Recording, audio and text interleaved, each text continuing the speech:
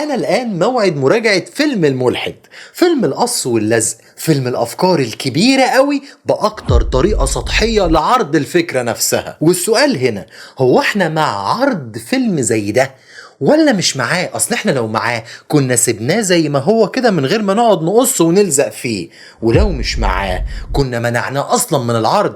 انما جو الرقص على السلم ده بجد مش نافعنا. لايكك الجميل يا صديقي، ويلا نعمل مراجعة فيلم الملحد. هحكي لك. كفرت. هو الفن المصري خايف يرفض فيلم الملحد فيتقال علينا متشددين برشاشات، ولا خايف يقبله فيتقال علينا ان احنا مع فكرة انكار وجود اله؟ القصة هنا تعتبر من اضعف القصص اللي فيها حبكة درامية اتقدمت، يا دوبك تفاصيل صغيرة قوي عشان يجري بيك ويدخل بيك في صلب الموضوع اللي هم حاجتين، الالحاد والتشدد الديني.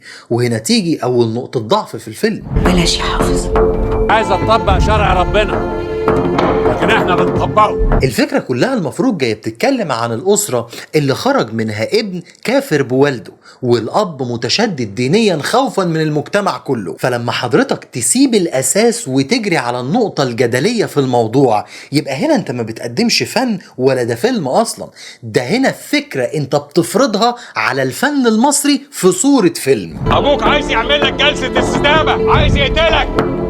الموضوع مش لعبة عيال. تدخل الرقابة عشان الفيلم يتعرض حذف مشاهد كتيرة قوي، وده كان باين من مونتاج الفيلم ومن القطعات المريبة في وقت مفاجئ ما تفهمش هو الكلام ما كملش ليه. وده جعله مش فيلم بشكله الكامل، ده كان أقرب للبرنامج الحواري ما بين اتنينات. وبصراحة الحوار كان دايما بيشد بسبب جودة الكتابة الكويسة. انت ابني سواء كنت مؤمن ولا كافر، انت روحي.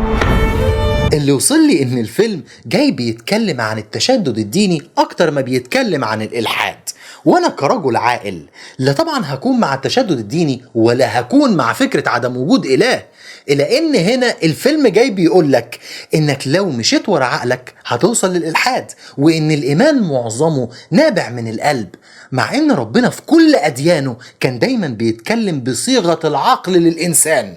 افلا تعقلون صم بكم عمي فهم لا يعقلون. دايما ربنا كان بيخاطب عقول الناس مش مشاعرهم زي ما الفيلم بيقول. ملحد دي صعبة، هي مستحيلة عليا. الملحد يسكت خالص.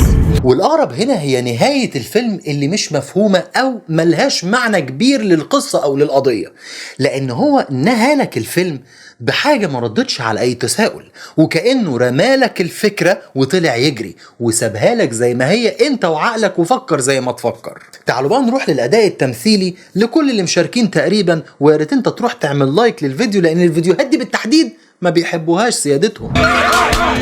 انت بتعرف ايه عن الدين؟ انا درس دين احسن منك. الأداء التمثيلي بالنسبة لكل اللي مشاركين كان يعتبر كويس جدا. طبعا الفنان الكبير محمود حميدة عنده خبرة مرعبة، قادر يعمل لك أي كاركتر بالشكل اللي يخليك تصدقه.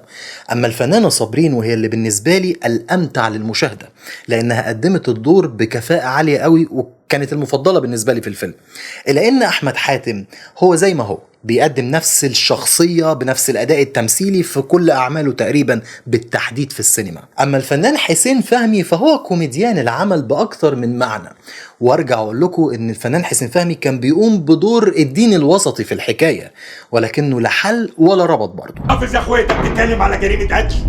خليش العقل جاوب أسئلة القلب. اخراجيا الفيلم ده ما فيهوش مجهود كبير، وده بسبب القصة والحبكة الدرامية الضعيفة جدا اللي ما كانش فيها اي داعي لابداع اخراجي. ثبت كاميراتك يا معلم ودور، هننجح ان شاء الله. وفي النهاية فيلم الملحد هو اللي جه باين قضية فن مصري، ان الفن مش قادر ياخد قرار، هو مع فكرة عرض قضايا من النوع ده فيسيبها زي ما هي وما يلعبش فيها، ولا احنا مش مع فكرة عرضها فلازم نمنعها.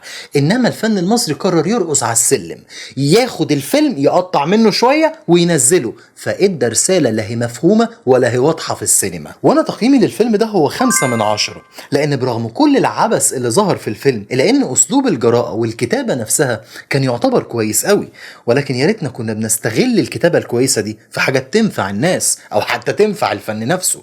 المهم انتوا قولوا رأيكم في التعليقات لو كنتوا شفتوا الفيلم، ولو ما كنتوش شفتوه هل متحمسين من الإعلان إنكم تخشوا الفيلم ده في السينما؟ مستني رأيكم في التعليقات، ولو عجبكم الفيديو ما تنسوش تعملوا لايك وشير. أشوفكم الفيديو الجاي. يعني الراجل لما بنته تخطئ يقتلها وتبقى جريمة شرف، ولما ابنه يكفر ويرتاح يحضنه ويبوسه.